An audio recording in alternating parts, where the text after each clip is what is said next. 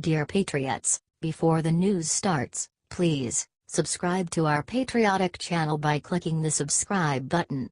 Give us a thumbs up to this video. Don't forget to leave your opinion below in the comments section. Share the news on Facebook and Twitter so your friends see it. Thank you. Kellyanne Conway just revealed what she secretly does every day at the White House. White House counselor Kellyanne Conway spoke about her faith during an interview at the Value Voters Summit on Friday. Conway is a strong Catholic and told interviewer Tony Perkins, president of the Family Research Council, that her faith is the bedrock of her life, saying, "I don't know how I could do any of this without my faith, and that's because it's a bedrock, because when you are raised in a faith-centric household you realize from the very beginning that there is always something bigger and better than you." She continued, "That sort of humility is an important attribute to take to any position that has such great gravity and responsibility as I feel ours do in the White House." Conway spoke about how happy she is to serve her country, and how being a Christian informs her service. "I feel incredibly privileged and blessed to serve my country in this position, and if I approach it that way, I'm approaching it as a woman of faith, and somebody who knows that for every time there is a season, and God places us at certain places in certain times in our life." Conway added that she begins each morning in the White House with a prayer. "I first of all say a prayer as I walk in, because every day I ask the Lord to bless everyone who works in the building, everyone in the country, everyone who that building represents across the country, for our safety and our security, our understanding, wisdom." Kellyanne Conway is a lovely speaker, and hearing her talk about her faith is nothing short of inspiring. "It is great to see godly people in the White House serving us every day. President Trump sure knows how to pick a great team." Share it out if you agree with Kellyanne Conway's message of faith and service. HT Town Hall.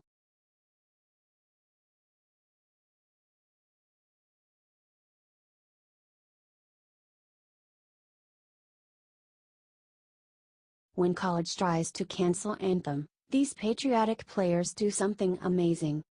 The NFL is a mess. Players are disrespecting our flag and country, ratings are in the toilet, and public perception of the league is at all-time lows. But there are still good people in the game. When college football players in Hartford, Connecticut got word that the anthem would be canceled, they made a move that will make Americans proud. They joined their fans and sang the national anthem a cappella. The anthem was canceled due to technical difficulties, according to Fox News. But those failures allowed these Americans to show how devoted they are to our flag. It was a fantastic display of unity and patriotism and gave everyone in the crowd, the teams, and hopefully those who watch the video, chills of hope for a better United States of America and happiness to see us as a society beginning to heal, despite the polarization we see among the citizens and our politicians, player Ethan Sirachi said. So while millionaire professional athletes are kneeling, these players are singing. Comment USA. And share if you love our anthem. These Americans definitely do.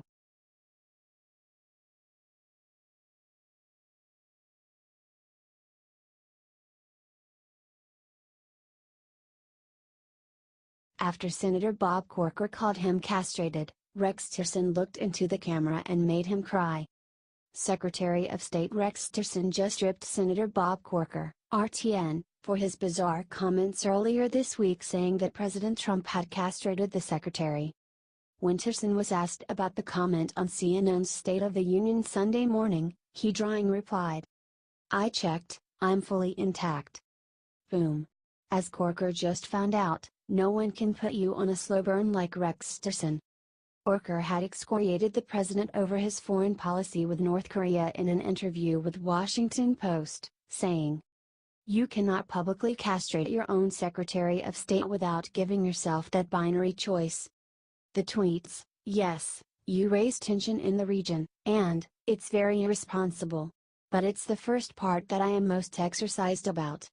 Corker was referring to a news conference in Beijing in which Rex Tillerson said the United States had attempted to start communication with North Korea about its nuclear program, to no avail.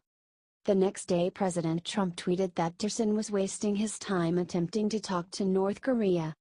Pearson leapt to the president's defense, however, saying that President Trump just has an unusual style of communicating that people are not used to because it is so radical. "The last thing anybody likes to do in this town is make a decision," he said. "Because when you make a decision, you're suddenly accountable for that decision. I am fully committed to his objectives, I agree with his objects, I agree with what he's trying to do. How he wants to use his own skills, tactically to push things towards change, I'm here to help him." Despite what the media and Reno's like Corker want us to believe, the president's cabinet is stronger than ever. HT The Hill.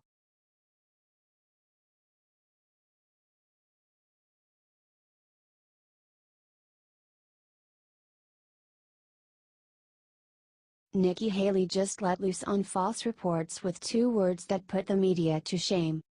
United Nations Ambassador Nikki Haley just got on ABC's This Week to blast the media for reports that she and Secretary of State Rex Tillerson are feuding over President Trump's decision to decertify Iran.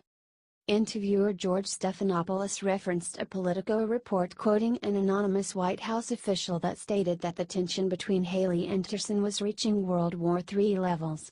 The report claims that Nikki Haley supported decertification, while Tillerson was extremely opposed to the measure and resentful of Haley for supporting it.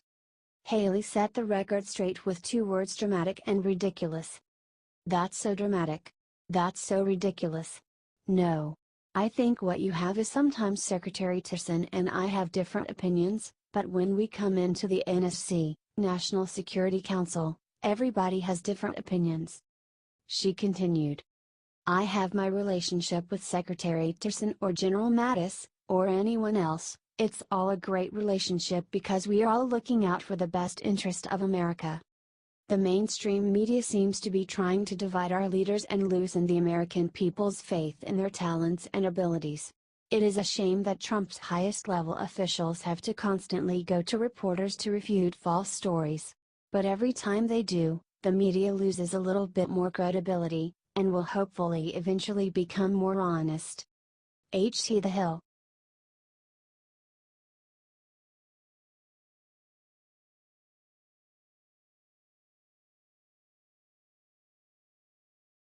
Trump just showed up in D.C., and immediately everyone noticed one new thing on him. "The press has been constantly going after our president. It's so sad. It's not rad, but reporters have now noticed something amazing about our president now. Sources are now saying that it's the happiest they have seen him since the election. God bless him. Trump deserves to feel good. He's worked his butt off to make the economy killer. The stock market has increased by $5.2 trillion since the election. It has also reached the lowest unemployment rates in 16 years, according to Trump. Share this to send good energy to our president. Let's make this go viral by spreading it everywhere and commenting 'Go Trump Go.' He deserves it."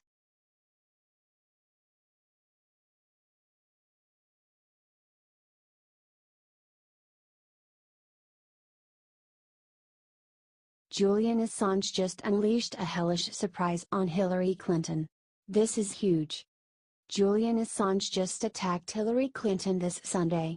Julian Assange tweeted out something mysterious about Hillary Clinton that has people guessing that something is coming for Hillary Clinton. Julian Assange then pointed out the campaign to claim that WikiLeaks is a Russian-owned institution. He pointed out that even Barack Obama and several Obama officials said that WikiLeaks and Russia were not tied. Then he just dropped a bombshell on Hillary Clinton. Share this if you agree with Julian that Hillary Clinton is creepy. Phew. That's a Sunday night burn if anyone's ever seen one.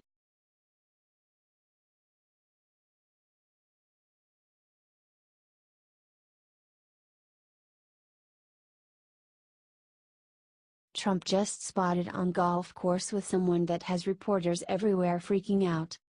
Kentucky Senator Rand Paul praised President Donald Trump on his move with taxes and health care after the president crushed him in a round of golf this Saturday, as reported by Nation One News.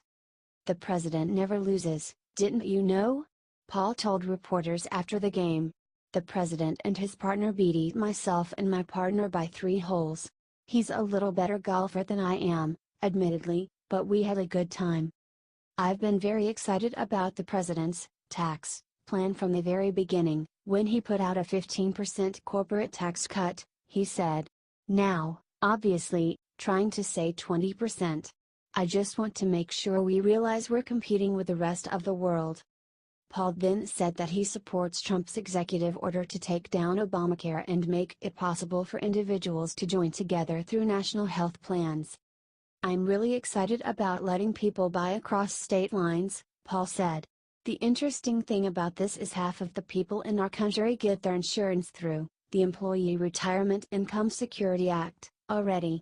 So Amazon, Pepsi, Coke, Microsoft, MGM, big companies all get their insurance across state lines through ERISA plans. Now we're going to let individuals get the same thing. Share this if you are glad that Trump will single-handedly fix Obamacare. Thanks for reading.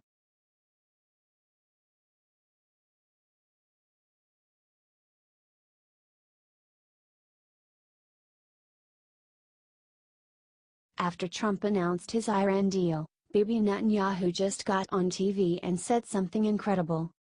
American relations with Israel have improved tremendously under President Trump. Those improvements were never more apparent than on Sunday, 2 days after President Trump announced his new Iran policy. The president outlined in an address that, while he would not withdraw from the 2015 nuclear deal with Iran, he would decertify Iran's compliance with the deal and impose sanctions on Iran's Revolutionary Guard. An interview with Israeli Prime Minister Benjamin Netanyahu was aired on CBS's Face the Nation on Sunday, in which the Prime Minister praised President Trump's announcement, saying, "I think the president was very courageous in saying, I'm not going to kick this can down the road. I'm not going to say, well, it's going to be on somebody else's watch. I'm going to stop this from happening." He continued, highlighting exactly what's at stake if Iran gets nuclear weapons. "We cannot allow Iran, the world's foremost terrorist regime, that hangs gays, kills protesters, jails journalists, and foments aggression throughout the region and the world. We cannot allow this rogue regime 30 times the size of North Korea's economy to have a nuclear arsenal. It's a very brave decision, and I think it's the right decision for the world. Israel is one of our closest allies and the only true democracy in the Middle East. It's great to have a president who cherishes and protects that friendship and makes the Israel, and the world, a safer place." H.T. The Hill.